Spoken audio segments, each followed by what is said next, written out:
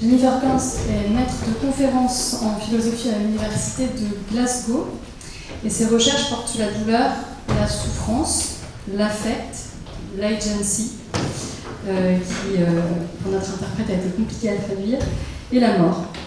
Elle est autrice de The Complex Reality of Pain, éditrice de The Routledge Handbook of the Philosophy of Pain, qui est un ouvrage conséquent et extrêmement intéressant, et co-éditrice des recueils The Philosophy of Pain and The Philosophy of Suffering, qui sont des livres que nous avons lus intensément avec Luce et Charlotte. Alors. Good morning. Thank you very much, Astrid and Liz, for having me and inviting me to participate in the translation and the publication. That's been really interesting for me to think about here. And it's exciting to be with you today. In Glasgow, we've done a lot of interdisciplinary work with philosophers and people from across the sciences, so it's exciting to do a bit of that with you here in Paris today. I'm very sorry that I don't speak French. I took some in high school, it's gone. I'm also very sorry that this morning the hem on my dress has ripped, so I'm all discombobulated to you here this morning. But we'll do my best with you. It's not click it.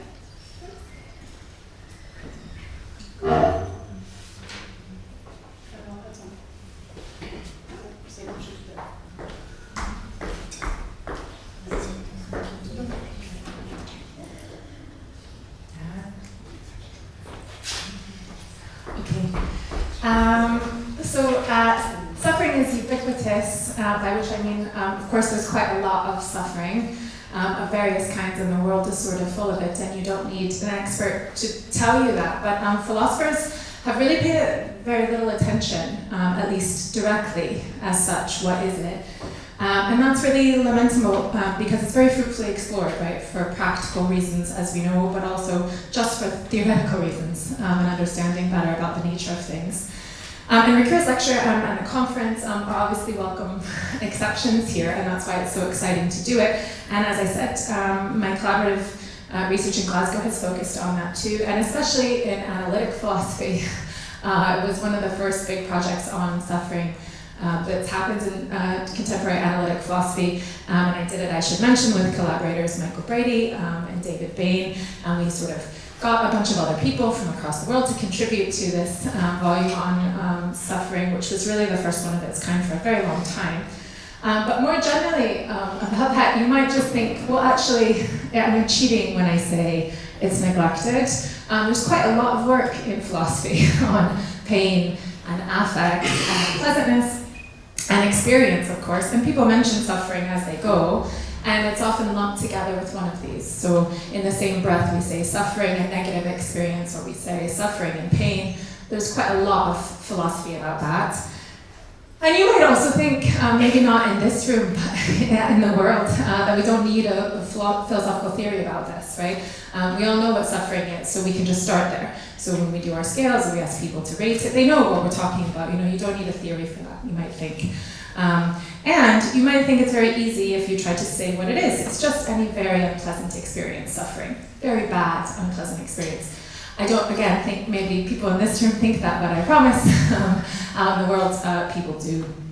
And if you think something like that, then you don't think we need to pick it out separately, okay? So I'm going to start as the jumping off point that we do need to say what it is, as Astrid sort of nicely set up, if I understood the translation of that. Okay, so I'm going to give you a brief overview of the philosophy of suffering at the moment, a little bit, but just as I see it, because I don't have much time.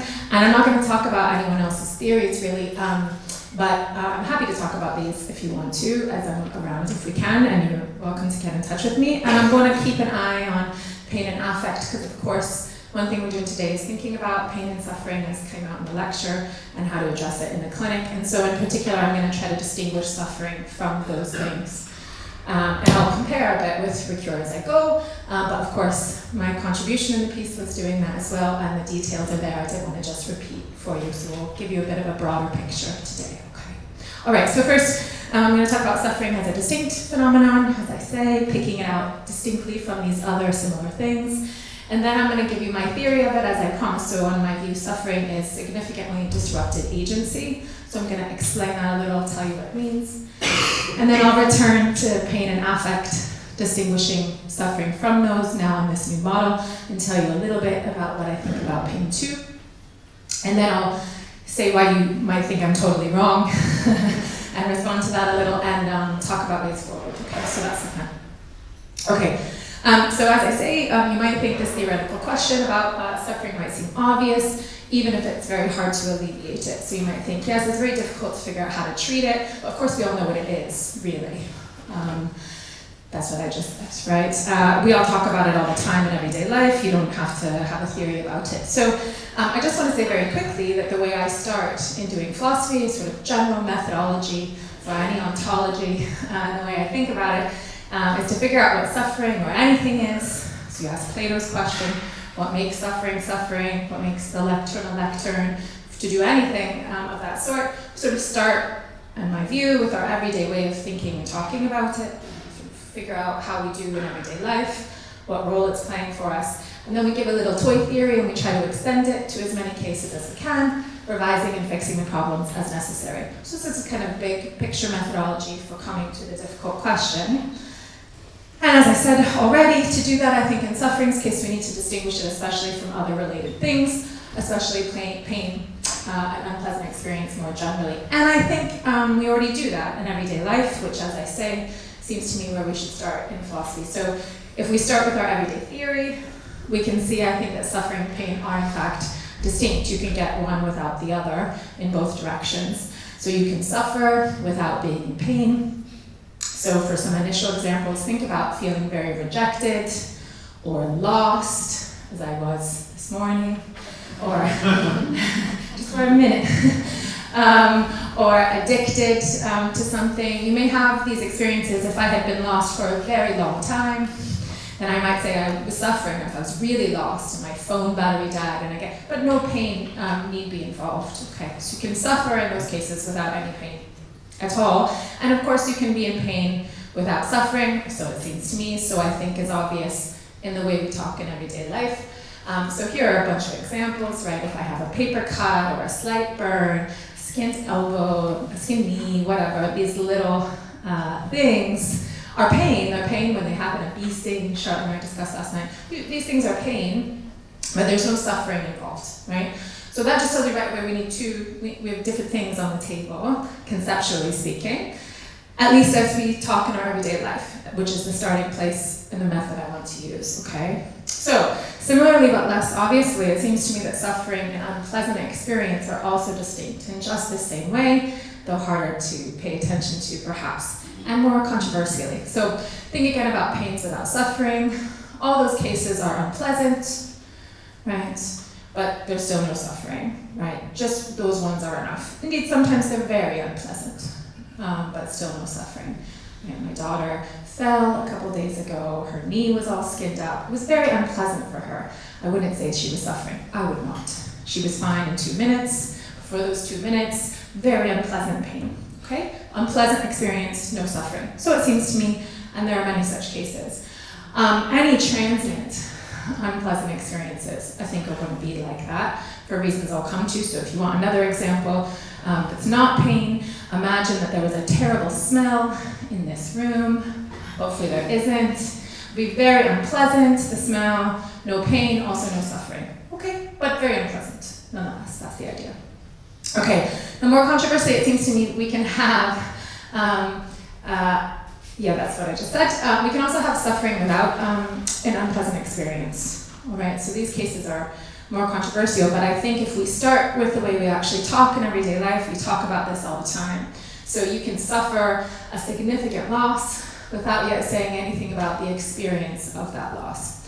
If you do a little Google, news Google, and put the word suffering in, you'll get things like this, especially if you come from America, which unfortunately I do, although I don't live there now. We can say, are we really suffering, is what I found when I gave a quick search.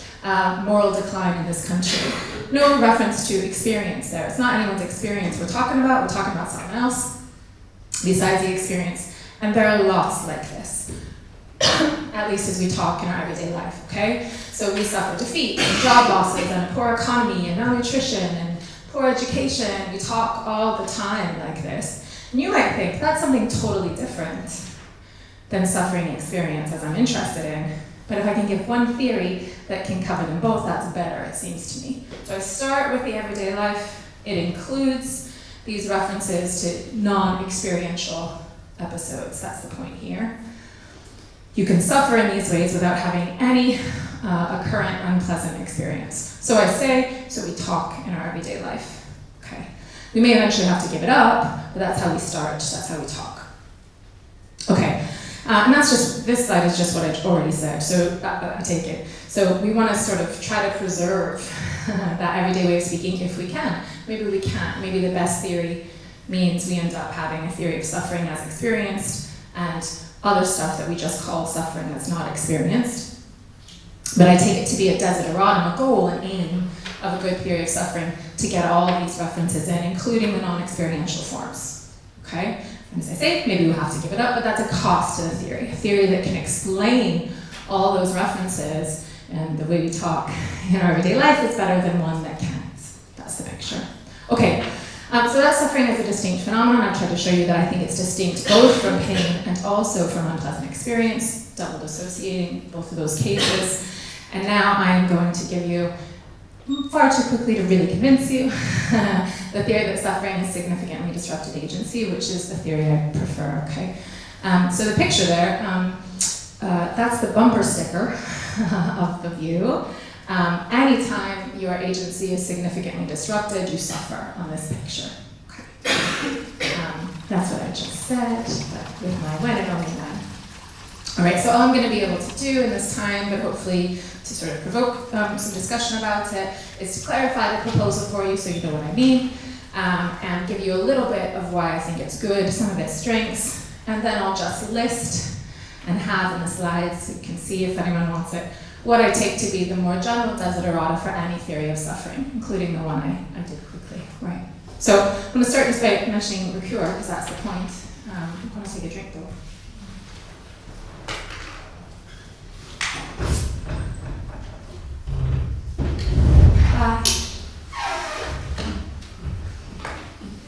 Okay, so Ricoeur says lots of things in the translation, but one thing he says is we can adopt as our working hypothesis that suffering consists in the diminution of our power of acting.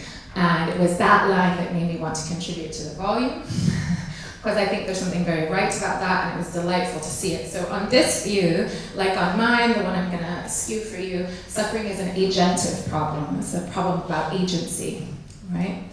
But on this view, Ricoeur's view, unlike on mine, suffering is a distinctive kind of affective experience. And as I was just telling you before, I think, at least as we start in everyday life, that's a separate issue. Of course, they're connected in some way we want to explain, but a separate issue. So I disagree with him about that. But short of that affective commitment, that claim about unpleasant experience, I think my own proposal that was out in the world before I was introduced to Ricoeur can be understood really in a way as an elaboration of the proposal. I think we have a similar insight about the nature of suffering. If we focus on this idea of diminution as the power of acting, independently of a claim about experience. Okay, so to clarify the proposal, we've got to know what agency is. I say it's a significant disruption to agency. Well, what's that? And also, when is it significantly disrupted? So that's what I'll do in explaining here quickly. Okay. If you give different answers to these questions than mine, I'm going to have a very non-standard answer about agency. If you have a different one, you get a different version of the proposal, and you may like it better than mine, and feel free to take it and go with God.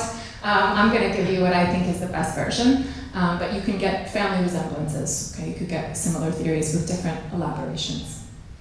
Okay, so what's agency? So I'm quite dubious, I'm skeptical that there's going to be one story about the nature of agency that works for us for all purposes. It's a big concept. I think we use it differently in different ways for different purposes. And so I want to approach that pragmatically. That's my American bit, I suppose. So for present purposes, what I think we need, if we want to think about suffering as a kind of disruption to agency, is a minimal account of agency. All right, I want to as minimal of notion as possible. Why? Because I think, as I've elaborated further in the actual writing where I give you the theory, if we have a minimal version of agency, then we'll be better able to explain the suffering of agents with more minimal capacity. So there's a way, a different way, but a way in which non-humans might suffer or infants might suffer that's different in some of the ways that I might suffer. If we have a minimal account of agency, I think we can explain that better because we can talk about different forms of agency, as you'll see. It'll also let us, I think, better explain the complex dynamics of suffering. So the ways that I can suffer in different ways myself and how those are dynamically related. So I'll come to that, but so you know, the reason I'm going to go minimal is because I think for suffering it can deliver these upshots, okay? Okay, so what is it? Here's the most minimal account that I know of, and so I wanted to adapt it. It comes from Berendarian and colleagues who are interested in figuring out whether artificial systems could be agents, and they give you this minimal set of conditions for agency, all right, trying to see if the artificial system was one. So first, an agent is an individual, distinct from its environment. That one seems pretty good.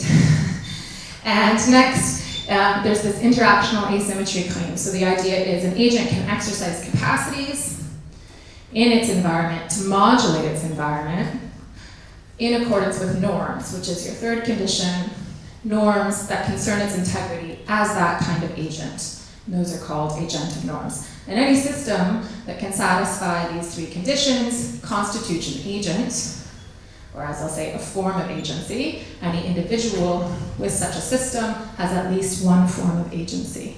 I'm going to give you some examples because I know that's quick, okay? So think about a human, like me, like I assume you.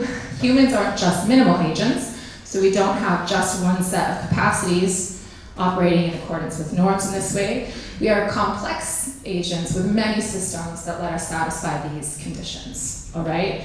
And I'm going to call each of those an agentive form. It's just a fancy way of saying form of agency, okay? That lets me quantify over it as a noun. So humans, I take it, have many functionally integrated agentive forms, as I say. And recently, sort of saliently, we're starting to talk and think about ourselves this way in a way I think is welcome. So people talk about how we're biopsychosocial agents, which is quite pleasing. If you just focus on those three forms of agency, for some examples, you can see we have this biological form of agency, psychological form of agency, social form of agency. What is that? It means I have a set of biological capacities. Take the biological form. If it's true that I'm a biological agent on this view, using this model, that means I have a set of biological capacities that I exercise in an environment in accordance with some sort of norms that keep me functioning as a biological agent. What are those? Well, the norms of nutrition, say, for my biological agency, the norms of respiration, right? I have to, in fact, exercise my capacities to eat and digest and process and so on in a way that lets me satisfy the norms of nutrition, or else I will stop being a biological agent at all. Right? If I don't get enough water, if I don't get enough sleep, if I don't get enough salt, I'm going to stop being a functioning biological agent. Right?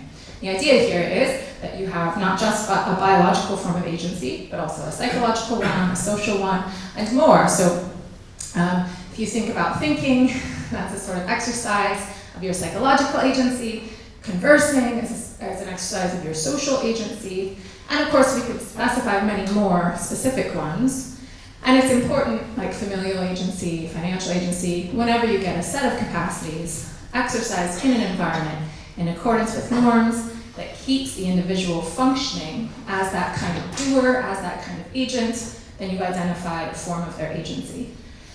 And in us, in any complex agent that has many forms of agency, the dynamics there are complex, right? It's not as if my eating and my breathing is independently operating from my thinking and my conversing, right? If I don't get enough salt and sugar, water, sleep, I'll also stop being able to think and talk and so on too, right? So they're functionally integrated is the way I want to talk about that. It's not as if they're not distinct forms of agency, but they're functionally integrated in the same way that your biological self, as everyone in this room would know, has many systems as well. We can identify different systems in you as a biological organism that are functionally integrated, that keep you functioning as the overall complex system that you are. Same here is the idea. And ideally, of course, we want to thrive across all those forms, right? We want to be flourishing, having maximal satisfaction of the norms of these many forms of agency, but life, of course, doesn't actually work like that. Often we prioritize some forms of our agency over others, and we do that all the time. I call that an agentive trade-off. So the thought there is when I diminish, I promise I'm coming to suffering. The thought there is I diminish one form of my agency for the sake of flourishing in another one, and we do that all the time. So last night, when I decided to share a bottle of wine instead of a glass of wine, what am I doing? Well, I'm trading my biological agency for the sake of my social agency, right? I better succeed as a social and psychological agent, sitting, conversing, thinking, enjoying my trip to Paris, even though, of course, probably would have been better to have a glass of wine and go to sleep a little bit earlier for my body, my biological agency. It's harder work for me now. This morning I had to drink more water, I had to sleep a little later. Everybody understands what I'm talking about, right? There's a trade-off there for one form of my agency for the sake of another. And in this case, right, I embraced the trade-off, right? Sometimes, of course, we're forced into these trade-offs that we do not embrace, right? And we're coming to that, okay? Those are disruptions to my agency, and agency, when I don't choose it, an agency can be disrupted in all sorts of ways, right? And on this view, disruption to any one of your forms of agency is going to be suffering, right? Any disruption to any agentive form is going to be a disruption to your agency, and when it's significant, it will constitute suffering for you. So you can identify the central ways that agency is disrupted just by thinking again about those central features of an agent, all right? So if my abilities and my capacities are disrupted, then I may suffer. If the affordances in my environment are disrupted, then I may suffer, right? I have to exercise those capacities in the environment in a way that lets me be successful. So disruption to the environment can constitute suffering, can constitute a disruption to my agency. And less sort of explored, I think, but just as important are alteration to the norms that are operative for me. So if what counts for the success of my functioning as a woman, say, this is a social form of my agency, you might think, or as an American, or as a French person, or as a Scottish person, right? You might think of these as forms of my agency. We can identify certain capacities that are exercising in the environment to keep me a Scottish citizen, as it is, and maybe not as an American citizen, as it is. Those changes in what counts as success to be that kind of a thing, when those are disrupted, that can also constitute suffering, right? Harder to spot, I think, in some ways, and more complicated, but those two will disrupt agency if there's disruptive changes in those areas, okay? Okay, so when those disruptions are significant, was the picture you remember? That's what suffering is. Not any old disruption will do, it's got to be significant. So the second clarificatory question is, when are the disruptions significant? And again, I'm dubious that we're going to give one story about when these things are significant. I think we kind of got to go case by case, which I think is exactly what we in fact do in everyday life. Disruption, and the reason to pick disruption as the concept here is that it comes in degrees, so things can be more or less disrupted. And when it's significant, I think, is going to depend on your functioning, you as the complex agent that you are. Some disruptions may be significant for your overall functioning, which are not significant for mine. So that means that we're going to get quite a variation, I think, that requires us to go rather case by case from person to person, which again is, I think, how we do it in everyday life. So here are some examples to try to show you what I have in mind. So when am I suffering the headache? When do I not just have the pain of the headache, but when is the headache for me suffering? Well, the picture here is when it significantly disrupts my agency. So if I have a bit of a headache the now, I don't, maybe you do. If I have a bit of a headache the now, as long as that headache, the now is such a nice Scottish phrase, you can't maybe appreciate it. When I have a bit of a headache, it's only going to be suffering if it disrupts my agency in any of my forms. Is it significantly disrupting any of my biological capacities and my ability to exercise them in a way that satisfies the norm? Is it significantly disrupting my ability to function as a thinker, as a converser, as a philosopher, when it is, it will be suffering for me. Okay, that's the picture here. Similarly with grief, when am I not just grieving, but suffering the grief? Well, when it's significantly disrupting my agency. And grief, one of the reasons grief can be such a profound form of suffering on this view, is because it can disrupt all of one's forms of agency. So your social agency can be disrupted, your biological agency can be disrupted, it can really ramp itself right the way through every aspect of your agency. And that's why I think it can be so profound. The depth of the suffering in that case is explicable by the depth of the disruption to the many forms of a person's agency. Okay? More disruption, the greater the suffering. That's the idea. Okay, and similarly, you can see how it goes, all right? Some sorts of suffering, this was my divorce picture. You might think that sometimes in divorce, your social agency is disrupted, right? You're no longer a wife or a husband, but other forms of your agency may flourish, right? You're still going to suffer as a wife, say. Indeed, you may even disintegrate that form of agency, but you may flourish in other forms that can still be suffering for you. More controversial, so I want to own and make sure it's clear what I'm saying. In that case, I may suffer in one form and not suffer in these other forms. And in that case, the suffering won't be as profound, it will be isolated, like in the grief case. Okay. Well, it's telling me something and I can't click.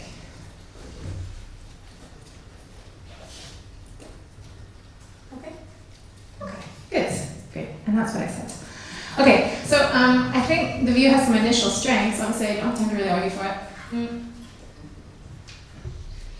And that's the strongest picture I know.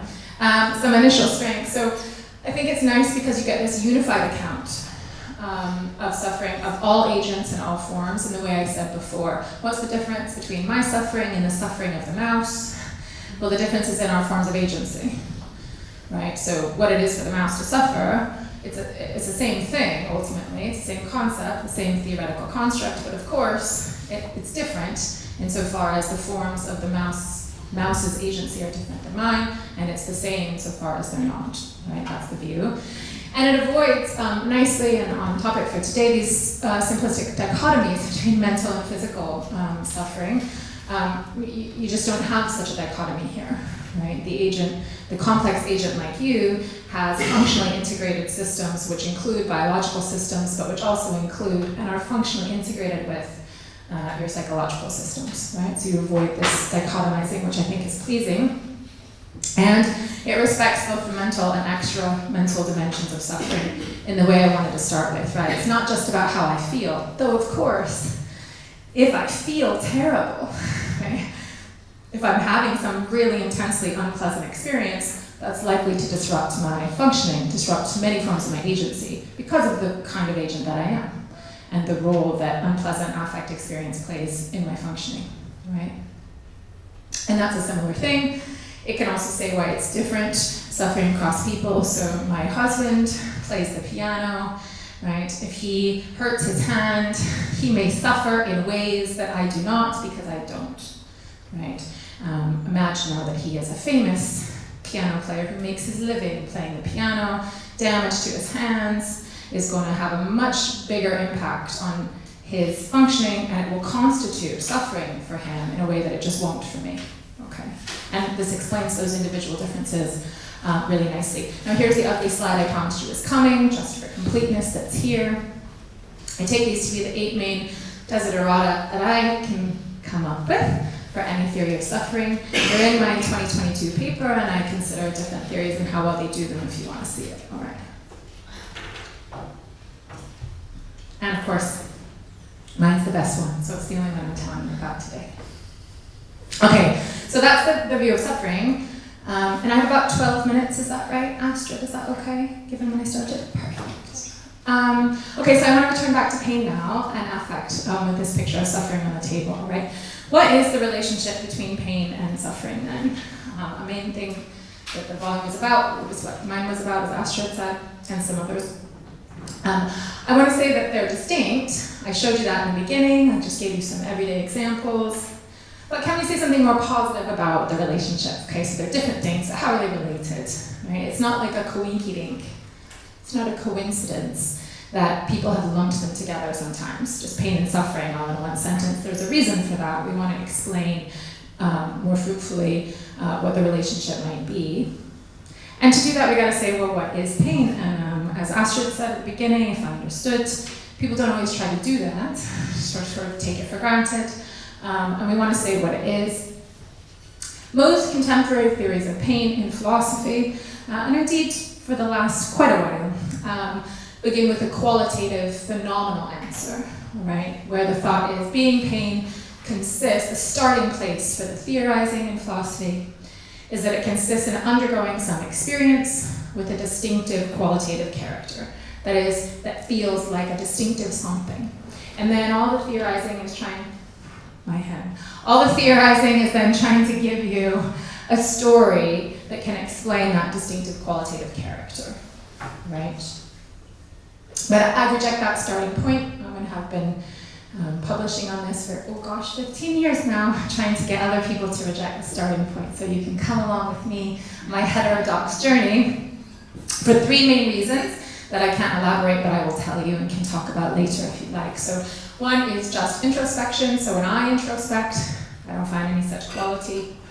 Very nice if you do. When I go introspecting my pains, I find different sorts of sensations, intense sensations sometimes less intense sensations. I find affect, I find unpleasantness, I find emotional experiences and evaluative states. I don't find a distinctive, separable, isolable experience that is the pain that I find everywhere. I'm well aware that other people say they do. That's lovely for you. I don't. So for me, I take that as a reason. You got that? Okay. Second one, no existent account of mental qualities is consistent with this. So I've done a lot of that in my published work. You want to say there's such a distinct quality. All of our stories about mental qualities sort of fail when we try to use them to explain this. I can't make the case, but I invite you to go check it out if you think it's interesting. Also, it seems to me everyday theory is inconsistent with this. We talk about pain in a way that I think is not unified in the way that it needs to be to have some supposedly distinctive quality. There's variation across people and for the same people across times in a way that I think is inconsistent with a single qualitative state. Again, I realize I've not made that case. I'm just telling you. Those are the points. That's the case I want to make. So what is it instead? Giving you my big, broad views today on the distinction. Well, I have a book about it, and you're welcome to bore through it. But on this controversial view, the big picture is that pains are a broad and diverse range of episodes that we posit in everyday life. They're an everyday posit for us, and we use them really effectively in everyday life, but they have a number of paradigmatic features. Typically, they come with certain features. So a paradigmatic pain, that is a pain that I know is a pain, that you know is a pain, that I know that you know that I know is a pain. That's how we do paradigmatic. Those ones include bodily damage. They include the perception of that bodily damage. I'm aware of the damage. They include negative affect. They're unpleasant for me, and they motivate me to do something like avoid or protect. The paradigmatic pains, the one nobody's going to doubt are pains, have these features. And then, of course, many pains fail to have some of these paradigmatic features, right? So we can ask something like, is mental pain a pain? Partly because there's some paradigmatic features here missing, right? Is it really a pain if there is no damage? Is it really a pain if it doesn't motivate? Is it really a pain if it's not unpleasant? As soon as you sort of pull a paradigmatic feature out, the question becomes live. And that's, I think, the starting point for our everyday sort of way we do it. And I think then when we go looking at the science and what's happening in the body and in the brain, each of those paradigmatic pains, the ones we're going to start with, all think is there, involve this complex and highly idiosyncratic convergence of the activity of multiple mechanisms. Right? There is no, as it turns out, pain center, pain system, nociception and pain doubly dissociate, as I'm sure everyone in this room knows. It's not so simple. It could have been. It's an empirical claim. It just turns out that it isn't, so that each time you have a pain, it's the result of this idiosyncratic convergence, or at least so I argue in the book. Right? In particular, staying focused on the topic for today, just as suffering and unpleasant experience are distinct, pain and unpleasant experience are distinct too, right?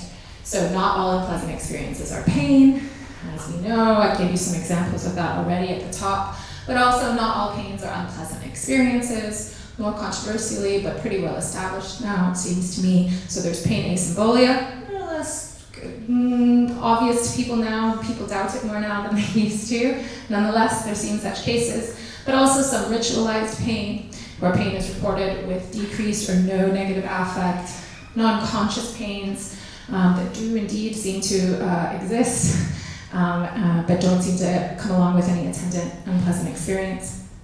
It's quite a lot of work on this, and it's not as controversial as it used to be, and it certainly is convincing to me. Now, here's my speculation, okay?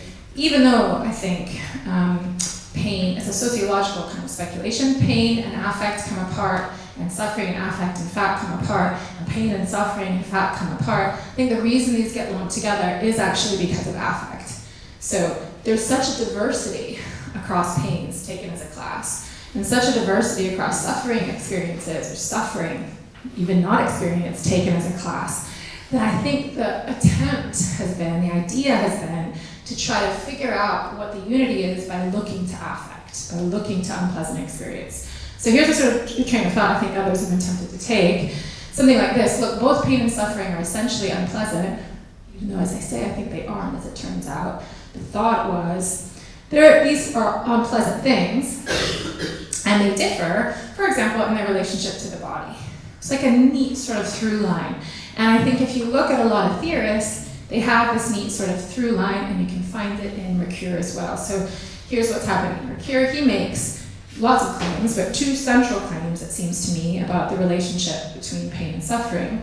One is, and he says it flatly, they're both types of experiences with negative affect. That is, they're both types of unpleasant experiences. And then he says, pain is experiences located in the body, but suffering is not. Of course, he says, it's a little complicated. Sometimes we talk in this other way, but this is the way to tighten things up, right? If we think about it this way, it's a way to regiment it, as we would put it on the analytic philosophy side, right? Is to keep them separate here. What they have in common is affect. What they have different is their relationship to the body, okay? But as I said, and I've been trying to show you even just in this little talk, it seems to me these things all in fact come apart. So I don't think this way of getting the relationship is going to work. And it gets also, I think, the positive relationship between pain and suffering wrong in the cases when both are pleasant.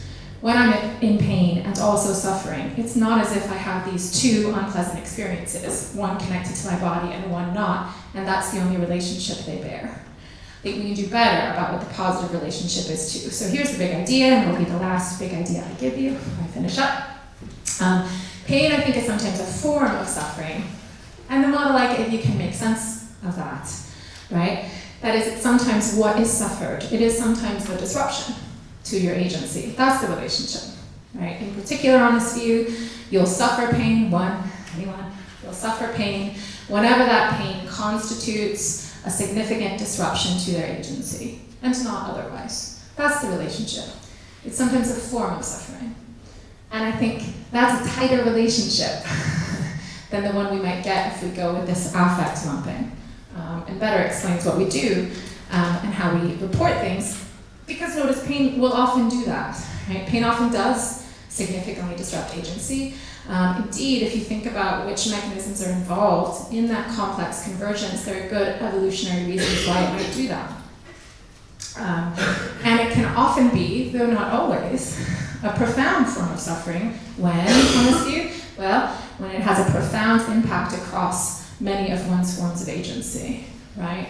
Why is chronic pain so much, it does involve so much more suffering than stepping on one of my kids' Legos, right? Well, it's because when I step on the leg, it's not because it's more necessarily because the affect is more intense. It's because the disruption is so much more intense, right? It doesn't disrupt me very much at all. I step on the Lego, I snap it, I tell my children, please remember to pick up a Lego, right? It's over. When I have the chronic pain, it goes on for a very long time, right? It's not the affect is so much more. The disruption is the issue. Okay, and notice, of course, pain doesn't disrupt my biological agency. It may disrupt my psychological agency. It's hard to think. My social agency, it's hard to maintain a conversation, right? And if these things are chronic, it could affect all your forms of agency, as you know, right? Okay, so I'm going to give myself a big fat objection, and then I'll tell you how I think this goes forward, okay? Yes, good. Okay. Okay, so here's a big objection, and at least when I talk in philosophical environments, this is the biggest objection that usually happens on this view. There's just too much suffering, right? Because your agency is pretty constantly disrupted, and you might say pretty constantly, significantly disrupted. And on that view, on my view, it's true that complex agency especially is going to be riddled with suffering, right? And in two key ways, right? The ubiquity problem, I think, comes up in two key ways. One is there's so much suffering, and it's quite variable in its moral character. There's a worry here that we might think suffering is some sort of moral notion. And for a time, I didn't pull that out of the cure, but it's there too. You might think there's something morally significant about suffering that just isn't captured by my agentive view. It's also it's such a big theory, but it's taking in so much. That's why it's part of this ubiquity objection. You might also think it's too variable in experiential character, right? As I said, on this view, not all suffering is going to be unpleasant or even experienced at all. You might right now be suffering some huge financial loss and only find out about it later, but you're suffering now on this view. Sorry, I'm sure it's not happening to anyone just now. Okay, so the sort of thing I want to say in reply to this is I just want to embrace them, actually.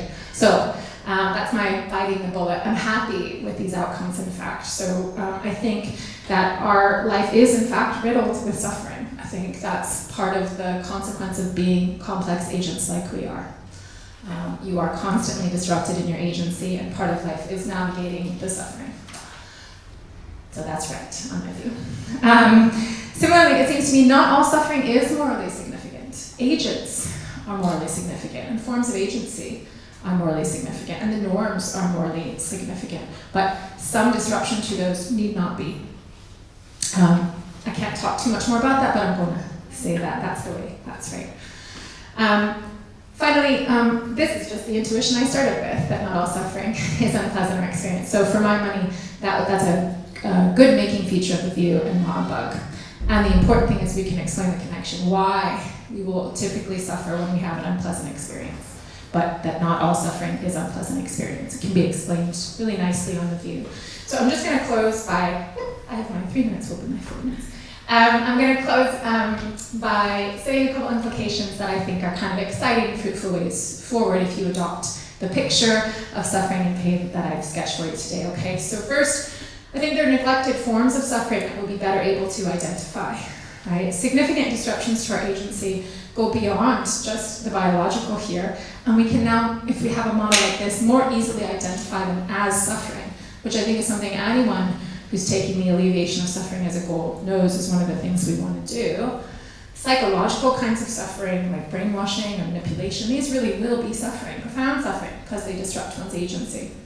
Social suffering, like isolation, abandonment, or neglect, again, these really will be forms of suffering in a way that's quite directly explained and evaluated. Significant disruptions to agents very different than humans, I mentioned this as I went, can also be identified as suffering, and I think that's a good making feature. So agents with no or very different psychologies, if we don't take suffering to be this particular kind of mental state, then we don't need particular kinds of mental states on the table for a creature to have it. We just need functioning agents, right? That's the idea. And even maybe non-biological agents could suffer, right? As long as they're agents, that's the big question. Also, it seems to me that you look at neglected means of alleviating suffering, which is the thing I care most about and why I got so exercised about suffering in the first place. So to alleviate suffering on this view, what do? We enrich agency, right? We're not focusing on affect and making people feel better.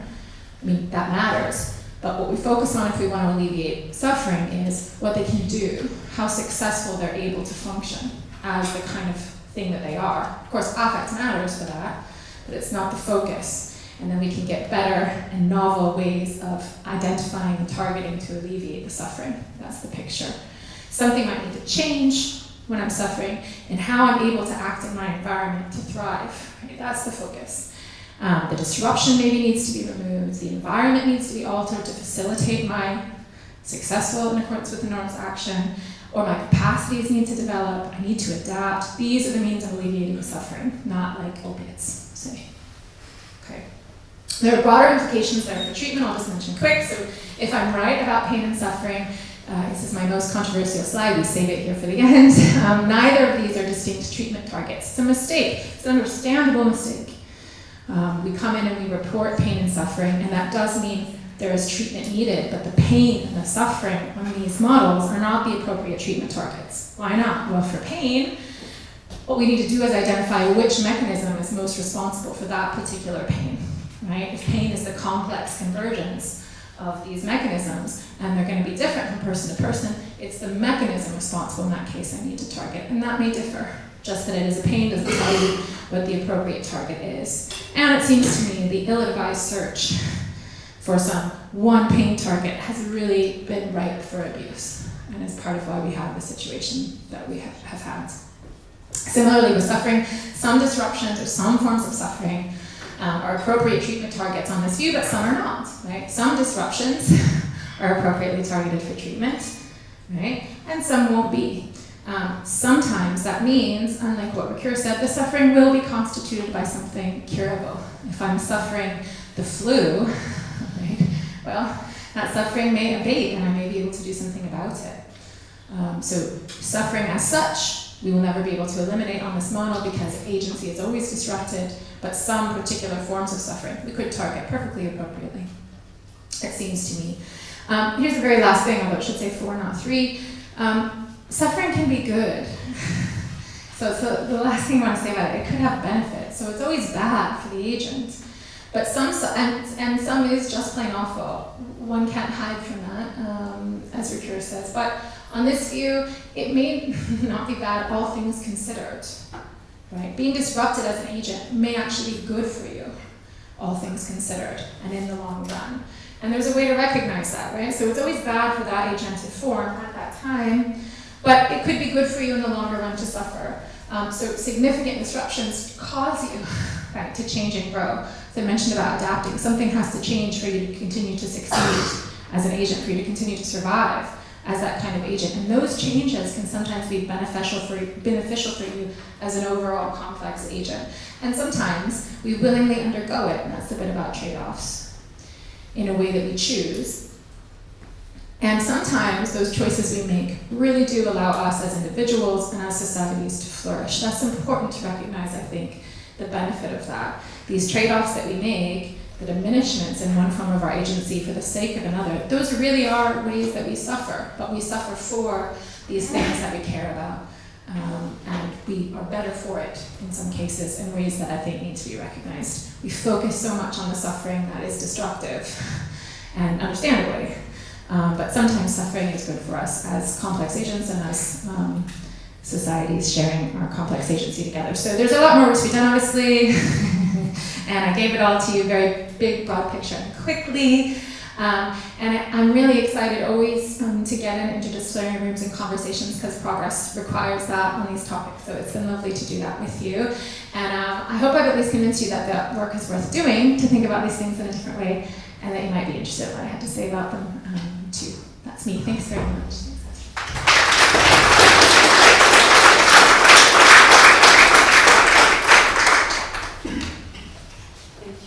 Thank you, Jennifer. Maybe the people, pardon.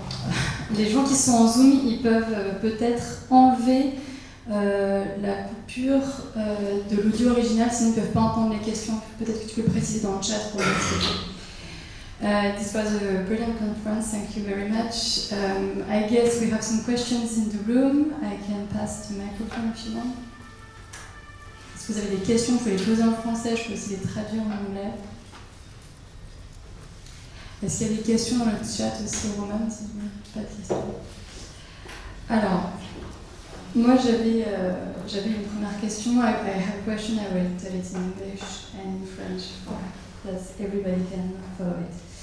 And I will, the interpreter is still here and will also translate your answer. So you feel free to speak in English. That's very mature, Astrid.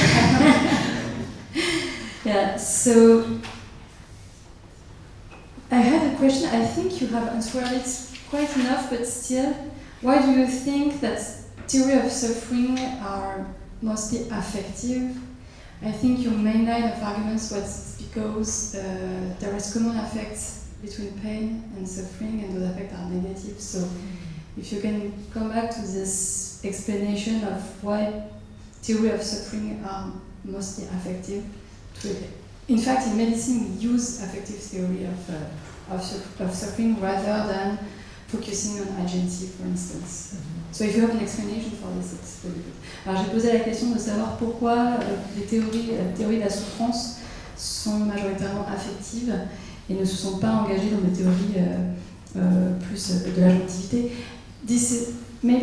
My question is also joined to the theory of pain, for instance, Klein theory of pain, so the motivational theory. So we are moving in pain, we are moving from affective theory to motivational theory. And so how is the field of suffering moving maybe from affective into, I don't think if you consider agency as a motivational theory also, but maybe you can explain that. Yeah, it's a good question. I think, is it okay if I sit to answer questions? It feels more conversational. So I'm not a historian or a sociologist or an epidemiologist. That's important. I think the real answer, like the full answer, if I understand you, the full answer to why people theorizing about suffering have focused so much on affect, especially in recent time, I think is going to ultimately come from them. The thing I said here quickly in passing was, and that's why I said, here's a speculation. And I think certainly since the 60s, which is the sort of most heavily documented time about suffering theorizing in medicine and philosophy, what started to happen, I think, with Melzack and Wall's challenge of pain that happened was people said, oh, it's very complex. And we have no valid biological markers. And I think it's the lack of valid biological markers that made people go experiential. And then because experiences are private and subjective, so no one can tell you anything else about them. So it's okay, in a way, we don't have a valid biological marker. It's pain if you say it is. And then I think once that move was on the table, and I think when people then started thinking about suffering as a treatment target, if you look at like Cassell's stuff, Cassell had this sort of landmark paper in the 80s trying to pick out suffering as a distinct treatment target. And I mean, it was so in the ether that experiences are private and pain is about trying to help with this feeling. By that point, which had not always been that way, that was a reaction, I think, to what happened in the 60s. So that's why I get that. That's my own speculation, is the thought was we don't have a valid biological marker, so we have to go to something private. If we do that, the best place to go is feels bad. And then that's kind of what we were left with. But as I say, the full answer, I think, is for, in a way, the historian, not for me. Theoretically, I think that's what happens. And I think the move back, to more quickly respond to the second bit of your question, I think the move back to thinking more about agency and motivation is a constant dance that happens in analytic philosophy for a very long time. So there are two sort of, in analytic anyway, main ways of thinking about yourself. One is as a perceiver, it's a passive experiencer of the world, and one is about an actor, that is someone who does things and acts on the world, and that's a kind of yo-yo in analytic philosophy, the way that goes. So I think you're right, we're moving in the active side as opposed to the passive side, and again, there are sort of sociological mostly reasons for that, I think. Thank you. Thank you for your answer. Actually, we have a question in the chat. I'm unsure whether it is a philosophical question, but you can, I think, bring something philosophical on it. As you said, we always think that suffering is very private, quite untouchable, no access for science, and is quite forbidden, actually.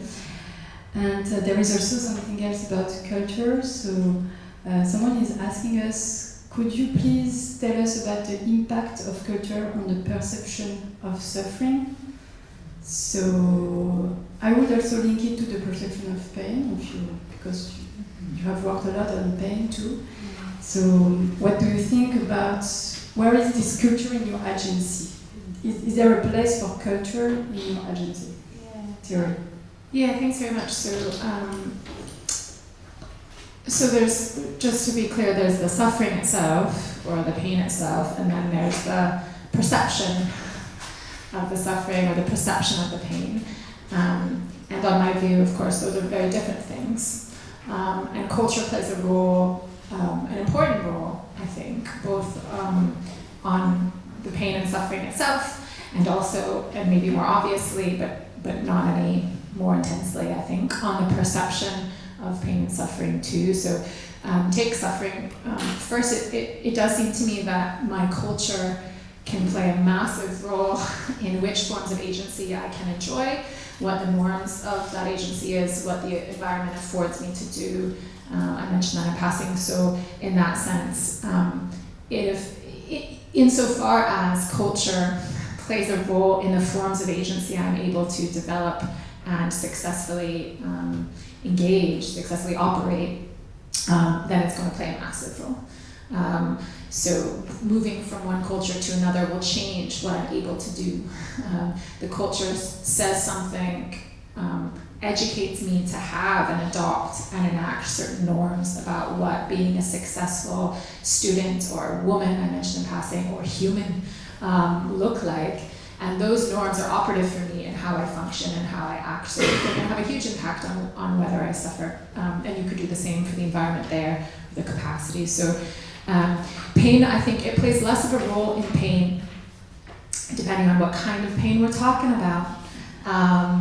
It plays less of a role there in the constitution of the thing, although once we start thinking about pains that are not just the paradigmatic ones, I think for the same sort of reasons it can play just as important a constitutive role. So as soon as we allow things like rejection or heartbreak or grief to be constituents of pain, as I want to say they sometimes are, they're not paradigmatic pains, but they're pains, I'm happy to say that, well then you're going to have the same sort of role of culture. The perception of pain is deeply influenced by culture, and that's been widely studied.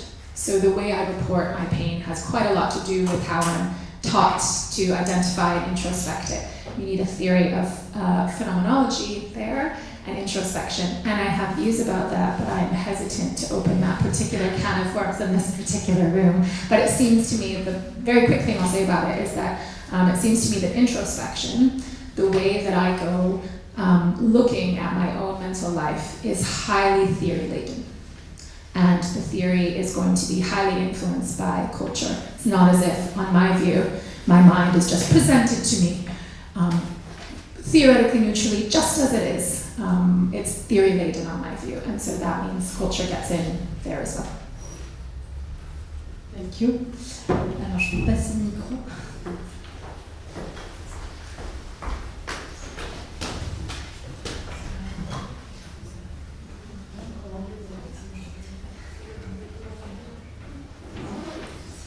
Hi, thank you so much for your presentation. I have a question about the end of the presentation. You said that one of the consequences of the theory is we can say that suffering can be positive. And I was wondering if you don't think that we have to do a distinction between different suffering, that, for example, if I suffer after I break up with my boyfriend, for example, we can say it's positive because I now know what I want, etc. But I was wondering if it's not a little bit problematic, for example, to say that to a person that is ill in an hospital for a long time, can we say to this person that suffering is positive? Because it's a question that I'm often wonder when I'm working, that how we can face this problem. Yeah. Thanks very much. It's an important question. I think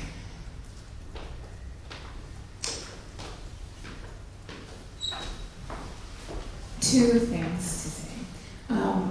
One is shocking. I'll make a distinction and then I'll say something more human. Okay. So the distinction is it's very important to distinguish, especially when interacting with anyone who's undergoing pain or suffering, to distinguish between the situation they're in and what might be appropriate to say in that situation.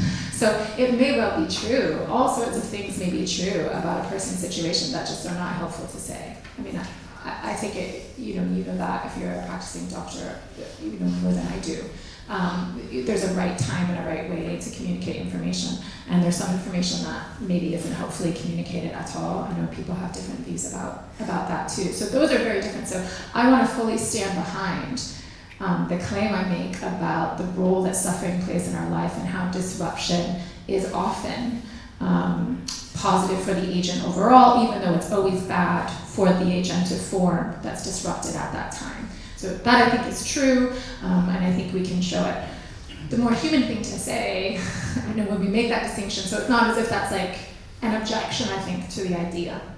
But the more human thing to say about it that I think is important is, I actually think that there is a time to be able to, as part of the goal of alleviating suffering, to be able to contextualize the form of suffering that's happening, the form that's being disrupted, and contextualize that form of agency within that particular individual's complex set of agentive forms. And when there's a way to do that, here's the shape of what I would think, right? When there's a way to do that in a way that's enriching of their overall agency, then I think that's a positive thing to do. So last year, with a collaborator, Professor Ben Colburn, we worked with Macmillan Cancer Research, which is a big cancer provider and educational partner for us in the UK, and we tried to develop these sort of evaluative tools for doctors to be able to evaluate and identify suffering using this model and enrich agency. And one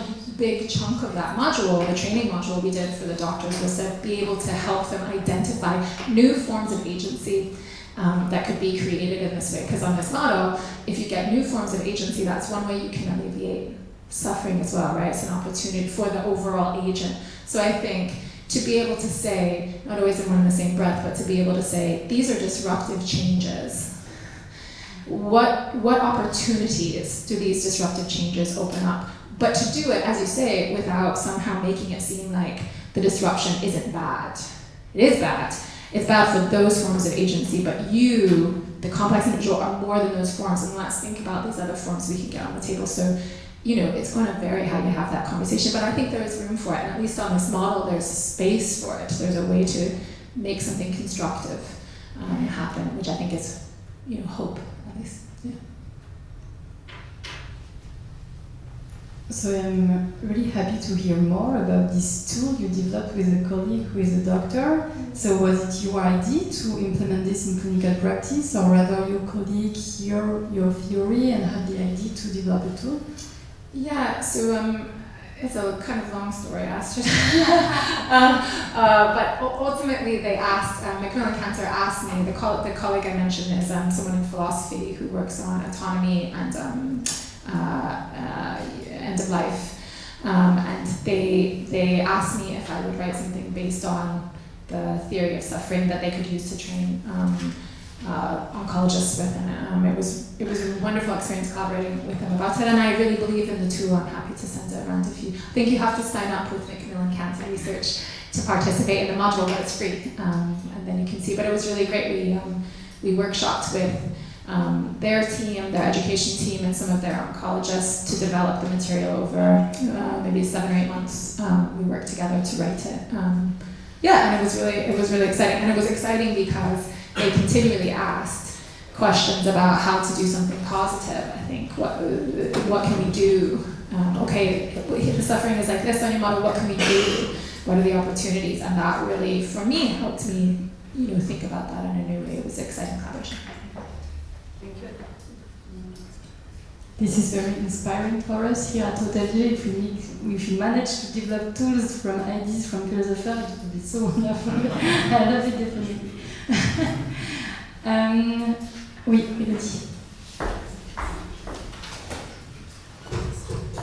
Thank you very much for your great talk. I'm very happy I can discover your work that I didn't know before, so I'm very interested. I read the book about suffering. I had just a little clarification question on your account of suffering. So when you say that it's when agency is significantly disrupted, you mean that suffering is the experience of this disruption? I'm asking that because I'm not clear to what extent does suffering involve a phenomenology, what it feels like or what it is like in your account. Does it involve such a feeling sometimes, but sometimes not? Is it like an accidental property, not an essential one for suffering, or is it not at all in the account of suffering and it's only pain that is an affective experience with an experience? With a feeling and a phenomenology. You put your finger on one of the most controversial bits of the theory. So it's true that unless you suffering is not an experience. I just let it hang in the air. Of course, we need to explain. So when I did the ugly slide with the desiderata for a theory of suffering, we need to explain why, when we have an unpleasant experience with intensely high affect, and also when we have an unpleasant experience concerning something that's important to us, why those are typically causes, as I would put it, of suffering, why there's a close connection between those and suffering. And indeed I think there is, and indeed I think the model can explain it, but I don't think that all suffering is even experience, much less all even experience with negative affect. So I tried to give some examples of that. And that's why, and Astrid was asking me, well then why do we talk about experience? And I think, as I was saying to you, ultimately that's a big question, but I think that's right, that is the view. I may be right now, I'll just make it as bad as it could be, unintuitive if you like, I could right now be suffering with cancer, we're just talking about cancer, and to know nothing about that. I wouldn't be suffering as a psychological agent, and I think, because I don't know anything about it, and I think we're so focused in the modern period on how we feel, that if we're not suffering as psychological agents, well, we think maybe we're just not suffering at all. And on this model, that's not right? That makes space for me to be suffering without my awareness. It also means sometimes I might really enjoy suffering, and that's bad for me sometimes, right? So if I think about toxic relationships or addiction of various kinds, in these cases, I might be suffering in all sorts of ways, but I do it because I like it. Right? That's not Conrad poem, I eat it because it is my heart and because it is bitter or whatever, right? So it might be a really pleasant experience when I'm at the top of the high, and that's why I keep doing it. But I might be suffering profoundly, even though it feels great. On this view, it's important to me actually that those come apart, but it's one of the most controversial bits of the view. That's right. Thank you very much. Thank you.